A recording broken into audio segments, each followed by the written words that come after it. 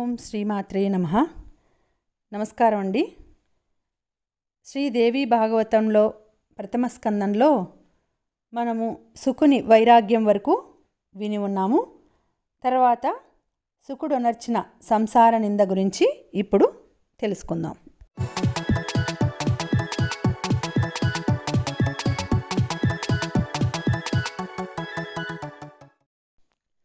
శుకుడు నర్చిన సంసార నింద. వ్యాసుడెంతగా సంసారాన్ని సమర్థింప చూస్తుంటే శుకుడు అంతకు రెట్టింపు హేతువులు చూపిస్తూ సంసార విముఖత ప్రదర్శించసాగాడు. తండ్రి, గృహము గృహిణి అనే బంధాలలో గృహస్థు అల్లల్లాడిపోవుట మన కళ్ళ ముందు జరుగుతూ ఉన్న సత్యం కాదా? ఎక్కడో కొండగుహల్లోనో అరణ్యాలలోనో ఘోర తపమాచరించే తాపసుల జాడ తెలిసిన క్షణం దేవేంద్రుడంతటి వాడే తన పదవికి ముప్పు రానున్నదేమో అని భయపడటానికి కారణమేమిటి? భార్యా పిల్లలు పదవి పదిలంగా ఉంటాయా అని భయం వల్లనే కదా. అతడంటే స్వర్గాధిపతి, సుఖాల కలవాటు పడినవాడు అంటావేమో. త్రిమూర్తులనే తీసుకో, ముగ్గురు సంసార లగ్న మనస్కులే. నిరంతరం సృష్టి చేస్తూ ఉన్న బ్రహ్మకు సుఖపడ్డానికి తీరుకుందా? విశ్రాంతి అనేది లేక దానవులతో మహాపోరాటాలు చేస్తున్న విష్ణువు సుఖపడుతున్నాడా? నిరంతర ధ్యానశీలుడై తపస్సు చేస్తున్న శివుడు మాత్రం ఏం సుఖపడుతున్నాడు? అన్నీ తెలిసిన వాడవు. సంసారం అనే నరక కూపంలోనికి నన్ను త్రోసివేయ చూస్తున్నావా? ఇది న్యాయమా? జన్మ జరా మృత్యువులు మూడూ దుఃఖదాయకమే కదా. మరణానంతరం తిరిగి జన్మించవలసిన అవసరం కలగకుండా ఉండే ఉపాయానికి బుద్ధిజీవుడు ప్రయత్నించాలి. స్వజనాన్ని పోషించాలంటే ఎంత విద్వాంసునికైనా యాచన తప్పదు. యాచన అగౌరవ కారణమై అంతకంటే మరణమే మేలనిపిస్తుంది. కుటుంబ భారం నానాటికి మిక్కుటమే కాగలదు. పోనీ ఈ సంసార భారాన్ని మోయడానికి అవసరమైనంత ధనాన్ని ఒక్కరే సంపాదించి తనపై ఆధారపడి జీవించేవారికి చీకు చింత లేకుండా చేద్దామని, ఆ పిదప ముముక్షు మార్గం పడదామని అనుకోవచ్చు. సంపాదించినది జాగ్రత్త చేయడానికి జాగరణ తప్పదు. పైగా సంపాదించినది దుర్వినియోగం అవుతుందేమో అనే భయం కూడా జీవిని వెంటాడుతూ మనశ్శాంతిని దూరం చేస్తుంది. ఇక మోక్షమార్గ సాధనకు చిత్త ప్రశాంతి చేకూరుట ఎట్లు? ఇదంతా కర్మవలయం. ఈ వలయంలో పడి భ్రమించడం అంటే ఏదో సుఖం ఉందని భ్రమపడటమే అవుతుంది. కనుక కర్మ నశించు మర్మమో తరుణోపాయమో చెప్పు. ఓహో జనక, అన్నీ తెలిసిన నీకు నేను చెప్పవలసి రావడం నాకు వింతగా తోస్తోంది. ఈ మాయ ఎంత బలీయమైనది! కాకుంటే నిన్ను సైతం తన ప్రభావానికి లొంగదీసిందే. అదే నాకు చింత. ఇక నాకు తోచిన తరుణోపాయం చెబుతున్నాను. తండ్రి, ముల్లోకాలను మోహింప చేయగల సమర్థత ఉన్న జగదీశ్వరిని నేను శరణు వేడుతున్నాను అంటూనే జగన్మాతను ధ్యానించి దీనవదనుడై దుఃఖార్తుడై ఉన్న తండ్రిని చూసి ఈ రీతిగా పలికాడు. వ్యాసుడవు నీవు జన్మరీత్యా నాకు తండ్రివి. మరి నేనెవరు? నీకు పుత్రుడినన్నది నీ అభిప్రాయము. దీనికి కారణము సంబంధము లేదా అనుబంధము. కాని ఇది ఒట్టి భ్రమ అని నీకు తెలుసు. అది తొలిగేది కాదని నీకు తెలుసు. కనుకనే ఈ విధంగా చింతిస్తున్నావు. మరి వెనుకటి జన్మంలో మనం ఒకరికొకరం ఏమి అనుబంధంతో ఉన్నాం? అన్నీ తెలిసిన నీవు నా పట్ల దయతో నన్ను విజ్ఞానిగా తీర్చిదిద్దవలెగాని సంసార జంజాటం అంటగట్టి మరింత నరకాన త్రోసి అజ్ఞానిగా మార్చడం న్యాయమా? శుకునికి గల సన్యాసాశ్రమ స్వీకారకాంక్ష ఎంత బలీయంగా ఉన్నది ఈ మాటల వల్ల వ్యాసుడు అర్థం చేసుకున్నాడు. శ్రీదేవి భాగవతావతరణ కథనం. కృతనిశ్చయుడైన కుమారుని చూసి వ్యాసుడు ఇలా అన్నాడు. అరణీగర్భ సంభవా, ద్వాపరయుగంలో దీని విపులీకరణ గ్రంథరూపంలో జరుగుగాక అంటూ దేవి ఆనతిచ్చిన శ్లోకార్థ భాగం ఒకటి ఉంది. అదే నా చేత నేడు శ్రీదేవి భాగవతంగా ప్రశస్తమైన గ్రంథ రూపం సంతరించుకుంది. బ్రహ్మదేవుని ద్వారా నారదునికి, నారదుని ద్వారా నాకు అందినది మహత్తర మంత్రరాజం. అది అగణితంగా జపించడం చేతనే ఆ పురాణమంతా కళ్లకు కట్టినట్లు గ్రంథంగా రూపొందించడం నాకు సాధ్యమైంది.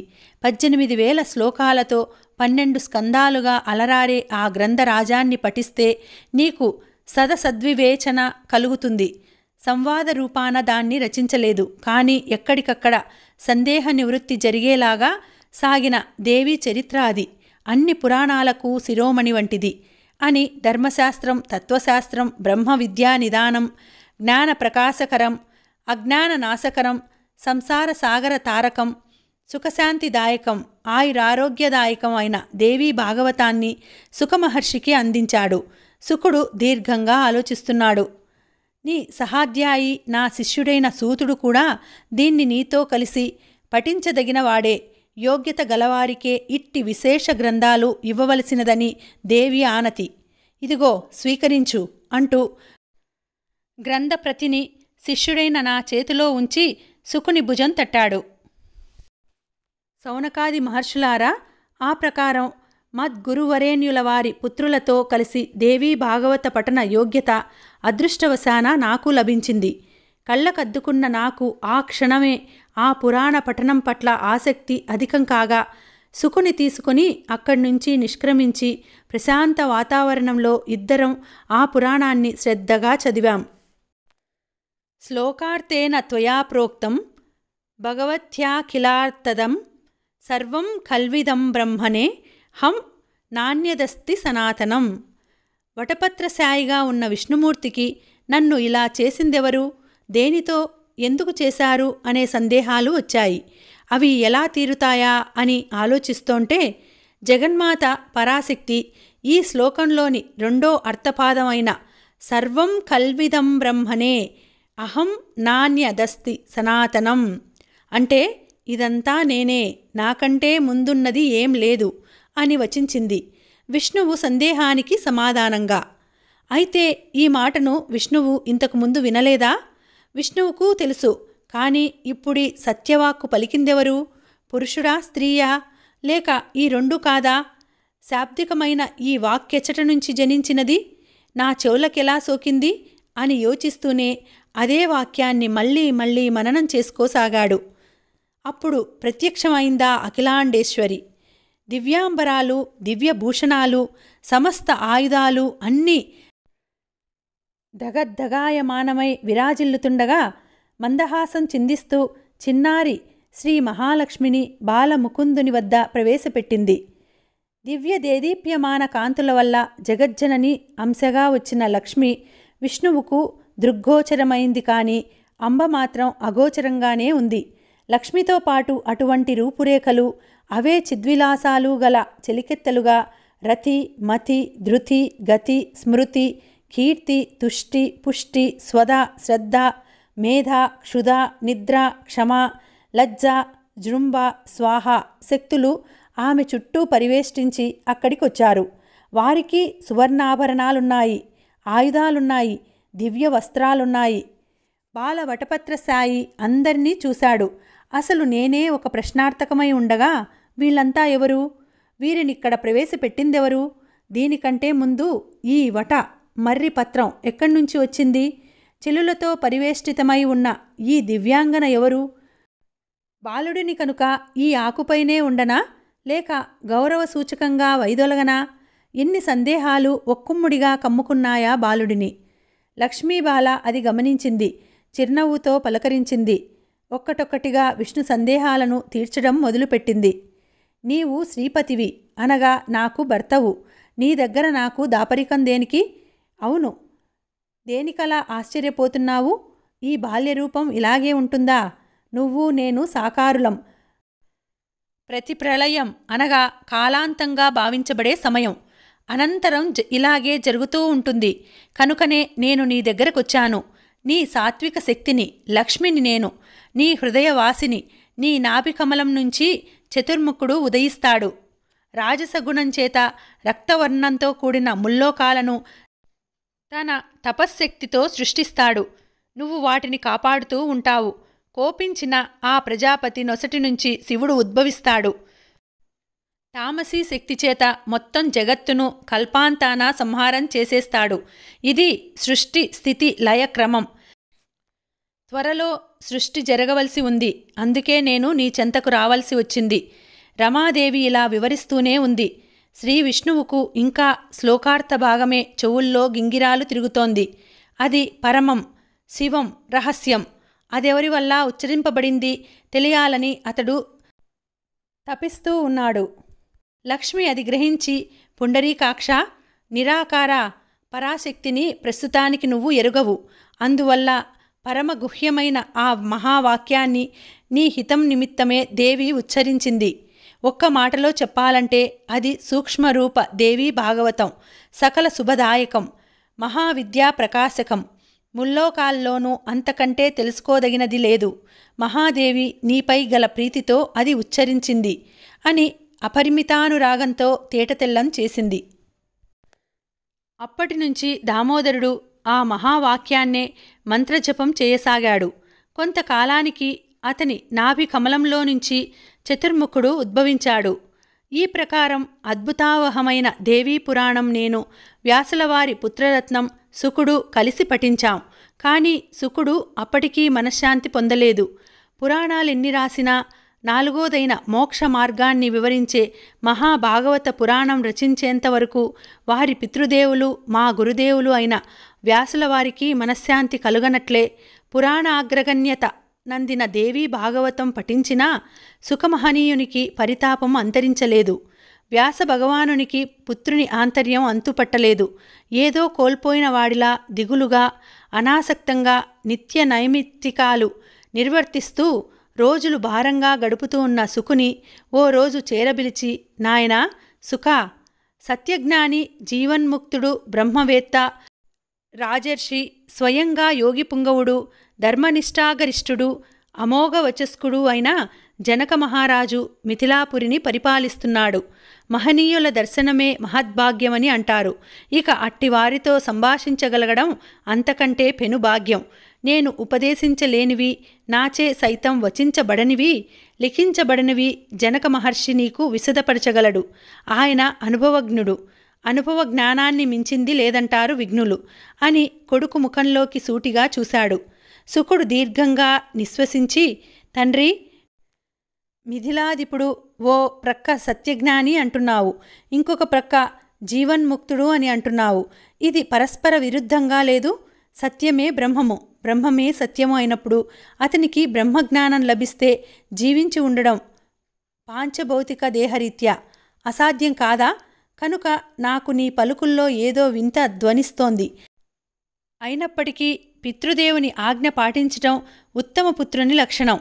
సంసారిగా ఉంటూనే మోక్షగామిగా ఎలా ఉండగలిగేది స్వయంగా చూస్తాను. అనుభవజ్ఞుడని తాము సెలవిస్తున్నందున తామరాకు మీద నీటిబొట్టు నిలవక జారుతూనే దానిపైనే సంచరించగలిగే నేర్పుకెలా అలవడిందో తెలుసుకుంటాను. సంసారంలో ముక్తి లేసమాత్రమైనా లభించదే. అట్టిది జనక రాజర్షికి ఏ విధంగా సాధ్యమైంది గ్రహించటం కోసమైనా వెళ్ళి వస్తాను అని ఓ శుభముహూర్తాన పితృదేవుని పాదాలకు నమస్కరించి జనకుని రాజ్యం విదేహదేశానికి పయనమయ్యాడు శుకుడు. మిథిలలో శుకుడు విల్లు విడిచిన బాణంలా మిథిలాపురి వైపు ప్రయాణం సాగించి దారిలో నానా రకాల వేషభాషల తాపసుల, యోగుల, యాజక, పరివ్రాజక శ్రేణిని దర్శిస్తూ ఎట్టకేలకు హిమాచలాలు గడిచి మిథిలకు చేరాడు.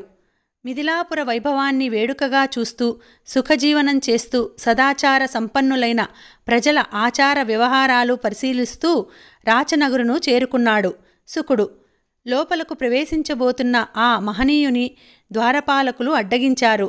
రాచకార్యమేమిటో తెలుపుతూ తమ గుర్తింపును సైతం మాకు తెలియజేయాలి అంటూ ద్వారపాలకులు నిస్సంకోచంగా పలికి నిర్మోహమాటంగా తమ విద్యుక్త ధర్మం నిర్వర్తించారు. ఎప్పుడైతే ద్వారకావలి భటులు ఇలా అడ్డగించారో శుకుడు వారికేమీ ప్రత్యుత్తరం ఇవ్వక అక్కడకు చేరువలోనే ఒకచోట సుఖాసీనుడై స్థానవులా కూర్చున్నాడు. కాని ఆ మహనీయుని వర్చస్సు గమనించిన విఘ్నులు గనుక, మహాత్మా, మేము ఉద్యోగులము, పరాధీనులము, రాజాజ్ఞానువర్తులం, దయచేసి మమ్ములను అపార్థం చేసుకోవద్దు. తాము ఇచ్చటికేతించిన పనిని మాకు వివరించకనే మేము మిమ్ము కోటలోకి ప్రవేశపెడితే అది రాజశాసనాన్ని ఉల్లంఘించినట్లవుతుంది. బ్రహ్మతేజోరూపులైన తాము కేవలం మాట మాత్రంగా చెప్పి లోనికేగగలరని మా వినతి అని చాలా అణకువతో అన్నారు. అప్పుడు శుకుడు, ప్రతిహారి, నేను వచ్చిన పని సంగతి అట్లుండని, అసలీ నగరాన్ని చూడడానికి నేనేల రావలే? అది విపరీతంగా శ్రమపడి దేనికి వచ్చినట్లు? ఇదేమన్నా పుణ్యక్షేత్ర ప్రదేశమా? మా మేరుపర్వతమెక్కడా? ఈ మిథిల ఎక్కడా? కేవలం తండ్రి ఆనతి ఔదల దాల్చి ఇటుకొచ్చినందుకు నా పని ఏదో ఈ వాకిలి దగ్గరే నెరవేరింది అన్నాడు అర్ధనిమీలిత నేత్రాలతో ధ్యానమగ్నుడవుతూ. నిష్ఠూరంగా శుకుడు పలికిన పలుకుల్లోనే ప్రతిహారి సమాధానం వెతుక్కున్నాడు. వచ్చినవాడు సామాన్యుడు కాడని, మహామాన్యుడని అనుభవవశాన గ్రహించాడు. ఇక అడ్డగించటం పాడిగాదని తలచి, విప్రకులాలంకార, తమను నిరోధించిన అపరాధిని, ఈ పరాధీనుని క్షమించాలి, తాము యథేచ్ఛగా లోనికేగవచ్చు అంటూ దారి వదిలాడు. అప్పుడు శుకుడు, నాయనా, ఇందులో నీ అపరాధం ఏమీ లేదు. కర్తవ్య నిర్వహణను మించింది లేదు. ఇక్కడ పక్షపాతానికి తావులేదు. ప్రశంసార్హమైన పని చేసినవాడవు. నా మోహమే, నా భ్రమయే నన్నింత దూరం తెచ్చింది అన్నాడు. భూసురోత్తమ, నిర్గుణ పరబ్రహ్మమే నీ రూపుదాల్చి ఇచ్చట కేతించనా అన్నట్లు కనపడుతున్న తమను ప్రార్థిస్తూ ఒక్క సంశయము తీర్చవలసిందిగా వేడుకుంటున్నాను. సుఖదుఖాలకు నిర్వచనం, హితులకు శత్రువులకు తేడా, శుభం కోరేవాడు చేయదగ్గ కార్యాలు తమ నోటి వెంట విన కుతూహలముగా ఉంది. కనుక దయచేసి నా సంశయం నివర్తించగలరు అని ముఖుళిత హస్తుడై ప్రార్థించాడు. చిరునవ్వుతో శుకుడు, అయ్యా, ఈ ప్రపంచంలో మనుషులు 2 రకాలుగా ఉంటారు. వారి విభాగరీత్యా చిత్తవృత్తులు విభిన్నంగానే ఉండగలవు. అనురాగులు, విరాగులు. వీరిలో విరాగులు మళ్ళీ 3 తెగలు. ఇలా శ్రీశుకుడు ఏకధాటిగా వేదాంత సారాన్ని సంగ్రహంగా ఉపన్యాస రూపంలో చెప్పసాగాడు. పరిమిత మేధగల ప్రతిహారికి శుకుని భాషణం జటిలంగా తోచింది. అప్పుడాతడు తిరిగి చేతులు జోడించి, బ్రహ్మవిద్యాశ్రేష్ఠ, తమకున్నంత విద్వత్తునంతటినీ ఈ 3నిపై ఒక్కుమ్మడిగా కృమ్మరించడమేమి న్యాయం? ఈ అయోగ్యుని మన్నించి తేట భాషలో తెలియచేయ వేడుచున్నాను అన్నాడు. శుకుడు అది గ్రహించి, నీవన్నది నిజమే. సరే విను. సంసార సుఖాల్లో తగులుకొని భోగలాలస మక్కువ మీరా అనుభవించేవారిని విరాగి అనగలమా? సుఖదుఖాలు 2 సంప్రాప్తించినా క్రింద మీద పడుతూ ఏదోలా నెట్టుకొస్తూ సుఖం కోసం అర్రులు జాస్తూ జీవించేవాడు అనురాగి. ఇతడికి తన భార్య, తన ఇల్లు, తన పిల్లలు, తన ధనము, ఇలా అన్నీ స్వవిషయాలే. వీటికి భంగం కలిగినప్పుడు దుఃఖితుడవుతాడు. కనుక సంసారాన్ని అన్ని విధాలా ఎల్లప్పుడూ సుఖాన్నే అనుభవించాలని కోరుకుంటాడు. ఇతడి కోరికలకు సహాయపడే వారంతా మిత్రులు, భగ్నం చేసేవారంతా శత్రువులు. ఈ విధాన అనురక్తుడు మోహంలో పడి కొట్టుకుంటూ ఉంటాడు. చతురుడైనవాడు ఆ వ్యామోహానికి వశ్యుడు కాకుండా ఉంటాడు. విరాగికి రాగద్వేషాలు 2 బద్ధశత్రువులే. వైమనస్యం, సంతృప్తి అతని హితులు అని అవకాశం ఉన్నంతమేర అతడడిగిన ప్రశ్నకు సూటిగా బదులు ఇచ్చాడు. శుకుని జవాబు విన్న ఆ కావలిభటుడు ప్రణామాలర్పించి లోపలికి తీసుకువెళ్లాడు. కోటలోపల వైభవం మరింత ఆశ్చర్యపరిచేలా ఉంది. రాజమందిర ద్వారం దగ్గర భటుడు కూడా శుకుని అడ్డగించాడు. కాని అంతలోనే జనకప్రభువు మంత్రి ఒకరు అక్కడికి వచ్చి బ్రహ్మతేజము మూర్తీభవించినట్లుగా ఉన్న శుకుని వద్ద చేతులు జోడించి నిలిచి, రాజమందిరంలోని 2వ కక్షలో గల ఒక గొప్ప ఉద్యానవనంలోని విడిది గృహంలో బస ఏర్పరచి సపర్యల నిమిత్తం వేశ్యాంగనల్లో మేటి అనదగ్గ వారిని కొందరిని నియమించాడు. ఆటపాటలలో మేటి అనదగ్గ ఆ విలాసినుల తనువులు శృంగార రసానికి ప్రతీకలా అన్నట్లున్నాయి. పంచారికలతో సహా విచ్చేసి వారు ఆయనకు రకరకాల భక్ష్య భోజ్యాలు విందారగింపచేశారు. పాన్పులమర్చారు. ఆడి పాడి శుకుని మైమరిపింప చేయబోయారు. నిర్వికారుడు గదా శుకుడు. ఆత్మారామో జితక్రోధో న హృష్యతి న తప్యతి. పశ్యం స్తాసాం వికారాం స్తు స్వస్థ ఏవ స తస్తివాన్. ద్వంద్వాతీతుడు, యోగి పుంగవుడు కనుక ఎటువంటి వికారాలను చెందలేదు. ఆ వేశ్యాంగనలు రకరకాల భంగిమల్లో రకరకాల శృంగార రసపట్టులు ఆయన దగ్గర అవలంబించినా ఆయన ఎటువంటి వికారాలను పొందకుండా తొనకకుండా బెనకకుండా ఉన్నాడు. ఆ వేశ్యాంగనలు అందరూ ఆయనను చుట్టుముట్టి వారి శృంగార కళా నైపుణ్యాలను ప్రదర్శిస్తూ ఉన్నా ఆయనలో ఎటువంటి వికారాలు కనిపించలేదు. దానికి ఆయన నిగ్రహ శక్తికి మహదాశ్చర్యపడ్డారు వాళ్ళు. ఇదేమిటి, ఇతడు తాము ఇంత చొరవ చూపిస్తున్నా తమకు లొంగడే అని వారు ఎంతో యోచన చేశారు. ఇంత జితేంద్రియత్వం మహర్షులకైనా అసాధ్యమే. దాన్ని ఋష్యశృంగుడు, శుకుడు వంటి వారే కదా సాధించినవారు. ఎండమావుల్లో నీరు త్రాగడం ఎంత అసాధ్యమో శుకుని చేత కామసౌఖ్యం పొందడం తమకు అసాధ్యం అని గ్రహించాక ఆ గణికలు నిరసనగా అక్కడి నుంచి నిష్క్రమించారు.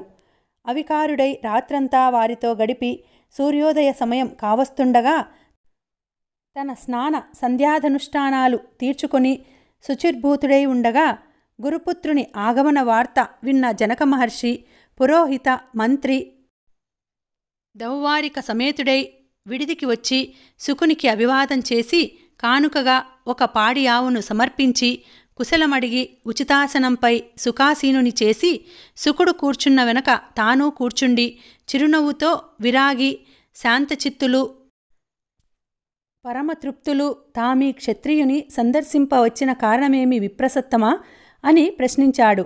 అప్పటికే శుకుని వర్తనం గూర్చి అతని నిర్మోహం గురించి వారవనితాజనం నివేదికలు ఆ రాజర్షికి అందిపోయాయి. కనుకనే శుకుడు మిథిలలో ప్రవేశించినది మొదలు అంతవరకు అతని తీరుతెన్నులు ప్రవర్తనా వైఖరి ఆ రాజర్షి గమనించిన కారణంగానే గురుపుత్రుడు యోగులలో దిట్ట అని తానే స్వయంగా అచట కేతించాడు. ఇక్కడికి ఈ పురాణ కథనం ఆపుతున్నాను. వచ్చే భాగంలో మనం సుఖ జనక సంవాదం గురించి తెలుసుకుందాం. అంతవరకు స్వస్తి. ఓం శ్రీమాత్రే నమః.